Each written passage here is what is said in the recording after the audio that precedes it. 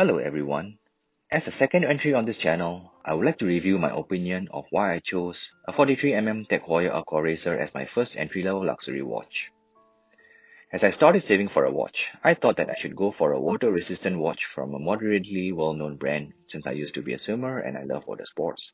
Therefore, a dive watch and not a GMT or a chronograph. Long story short, after spending a lot of time on YouTube, Google, and visiting authorized retailers, I decided that I should get a Tag Heuer Aquaracer. That was an easy part. The hard part was deciding which Aquaracer to get. There's a black dial, black bezel WAY201A and blue dial, blue bezel WAY201B. Then there are two further options for both, a 41 or 43mm case size.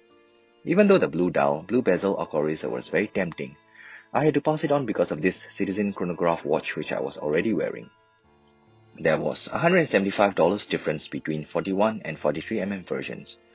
With my wrist size, I was confident enough that I could pull off a 43mm case size with 48mm lug to lug. Ultimately, I believe you should always choose a watch that you feel comfortable on your wrist above anything else. What do you think? Which size would you prefer? Please leave a comment below. Right now, I'm contemplating to add a new blue dial Tudor Black B58 to my collection and put myself into a long waiting list. So, I took a short clip to see how it looks on my wrist.